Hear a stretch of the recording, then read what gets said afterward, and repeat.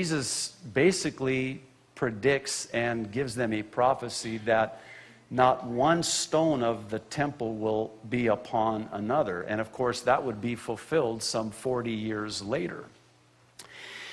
Now, of course, the disciples are, quite disturbed, as well they should be. So in response to this, they're going to ask him a question about what will be the signs of the end of the age, or the end of the world. So we pick it up in verse 3, and Matthew records by the Holy Spirit that as Jesus was sitting on the Mount of Olives, the disciples came to him privately. "Tell us," they said, "when will this happen? And what will be the sign of your coming and of the end of the age?" Jesus answered, "Watch out that no one deceives you. For many will come in my name, claiming I am the Christ, and will deceive many." So in other words, the first sign that would determine when the end is near will be many who will claim to be the answer, claim to be the Messiah. But they will be a false Messiah or a false Christ. And Jesus is warning them to not be deceived. Now, if you go back into the last 100 years, you'll find history replete with those who have claimed to be the answer, the Messiah, the one. Now, we, in verse 6, continue on. "You will hear of wars and rumors of wars. But see to it that you are not alarmed. Such things must happen, but the end is still to come." Verse 7, "Nation will rise against nation, and kingdom against kingdom." Now watch what he says here. "There will be famines and earthquakes in various places.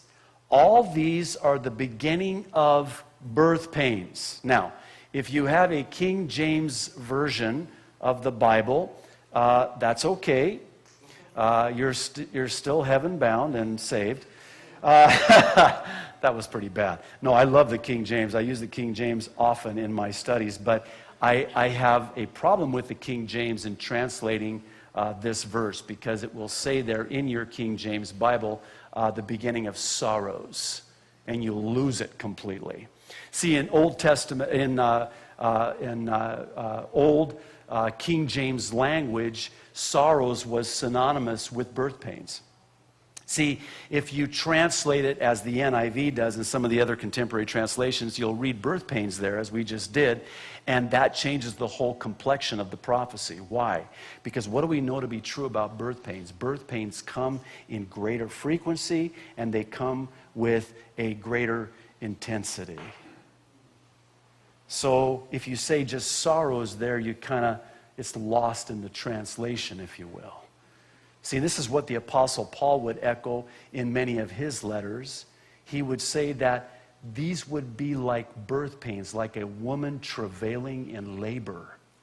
In other words, disciples then, in other words, church now, before I come, these things must happen.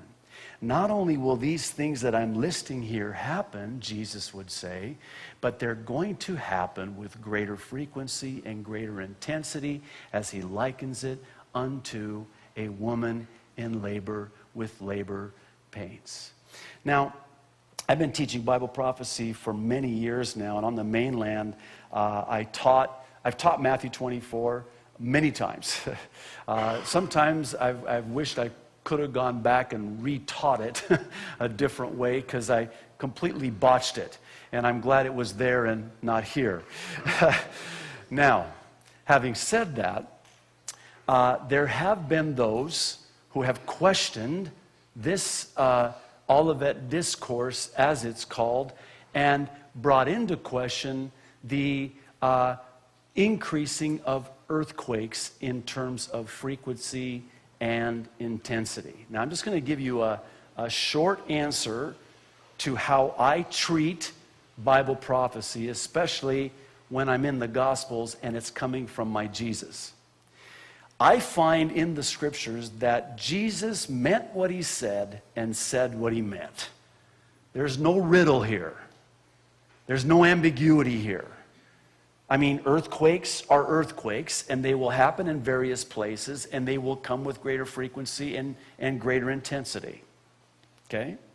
Now, someone challenged me with the USGS data. This is many years ago. And I went and I started doing some research, and I found the following, that the USGS contradicts itself, and the data is flawed. And I don't think you have to go too far. Well, maybe you do. Maybe you have to go as far as Haiti or Japan or now Chile and Argentina and who knows where else next.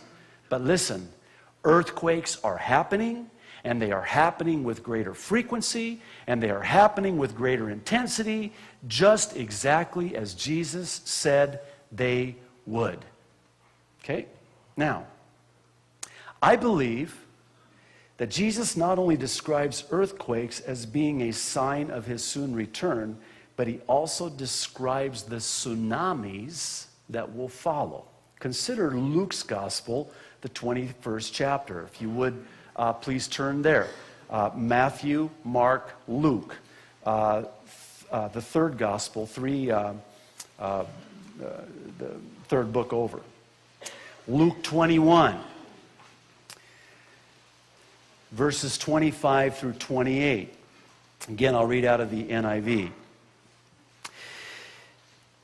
Jesus says the following: there will be signs in the sun, moon, and stars.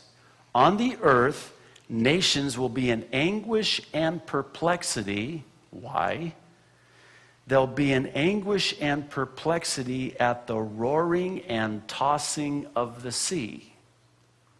Men will faint from terror, apprehensive of what is coming on the world, for the heavenly bodies will be shaken. At that time, verse 27, they will see the Son of Man coming in a cloud with power and great glory. This speaks of the second coming. Now, verse 28 is a verse I'm sure you're familiar with if you've been coming here for any length of period of time. It's one of my favorite verses of all time, because Jesus then in that context goes on to say, when these things begin, keyword, to take place, stand up and lift up your heads, because your redemption draweth near or nigh. Did you catch that? Isn't that a little bit interesting that in the context of the end of the age, there will be earthquakes, and men's hearts will be in anguish, and they'll be in perplexity. Why? Because of the roaring and the tossing of the sea. It's thought that what Jesus is describing here is what will come upon the world prior to his second coming. Now, I want to draw a distinction here, and we'll talk about this more in just a moment, but it's interesting that the second coming and the rapture, two separate events, are separated by the 7-year tribulation. Oh, here he goes again on the whole pre-tribulation rapture thing. Okay, already, we got it. Well, not so fast. See, I think it's incumbent upon us, especially now, in light of recent events prophetically that have taken place, that we know not only what we believe, but we know why we believe what we believe. See, we do no man no good by simply saying, well, I believe the rapture is before the 7-year tribulation. Okay, that's fine and dandy, and you're entitled to your opinion, and we all know what opinions are like. They're like armpits, so we've all got a couple, and sometimes they stink. When you add to that the why behind the what, then you give them a reason and you give them an answer to every man of that hope that lies within you. It's not just a crutch or an escape that you believe in the pre-tribulation rapture.